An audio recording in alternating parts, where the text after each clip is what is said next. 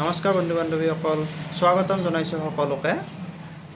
মই এইটো কথা কোৱাৰ কাৰণে এই ভিডিঅ'টো বনালোঁ। যিহেতু উচ্চতৰ মাধ্যমিক চূড়ান্ত পৰীক্ষাৰ অৰ্থাৎ হায়াৰ ছেকেণ্ডাৰী ৰিজাল্ট ডিক্লেয়াৰ কৰিলে, ৰিজাল্ট হৈ গ'ল। এতিয়া ষ্টুডেণ্টবিলাকে ডিগ্ৰী পঢ়িব, যি কলেজত এডমিশ্যন ল'ব। গতিকে যিসকলে কলেজত এডমিশ্যন ল'ব বা ধৰক ডিগ্ৰী কৰিম বুলি ভাবি আছে, তেওঁলোকৰ কাৰণে অনলাইন পৰ্টেল খুলি দিছে। অৰ্থাৎ কলেজত এডমিশ্যনৰ কাৰণে এতিয়া সমৰ্থ পৰ্টেলত যিহেতু এপ্লাই কৰিব লাগে, তাৰ ৰেজিষ্ট্ৰেশ্যনটো খুলি দিছে। এতিয়া তোমালোকে সকলোৱে যিসকলে কৰিম বুলি ভাবি আছে, ৰেজিষ্ট্ৰেশ্যনটো কৰি লওক। টাইম এতিয়ালৈ দিয়া নাই বাৰু, লাষ্ট ডেট বা অমুক তাৰিখে শেষ হ'ব বুলি। হয়তো হঠাৎ নোহোৱা কৰি দিব পাৰে, কিন্তু এতিয়া খুলি দিছে। আপোনালোকে বা তোমালোকে সকলোৱে এপ্লাইটো কৰি লোৱা। ৰেজিষ্ট্ৰেশ্যন আৰম্ভ হৈছে, ৰেজিষ্ট্ৰেশ্যনটো কৰি লওঁ।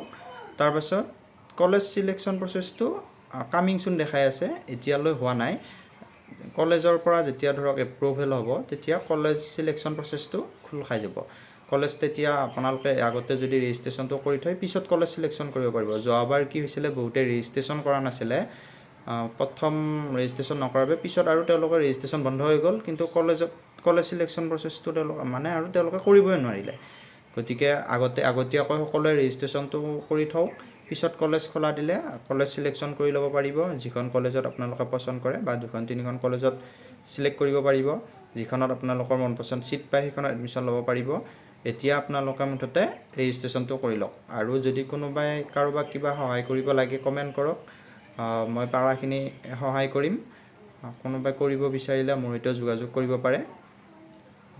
এইখিনিয়ে মুঠতে সকলোৱে ৰেজিষ্ট্ৰেশ্যনটো শেষ হোৱাৰ আগতে সোনকালে কৰি লওক, যিহেতু এতিয়া এডমিশ্যন আৰম্ভ হ'ব। এইখিনি আছিলে, ধন্যবাদ।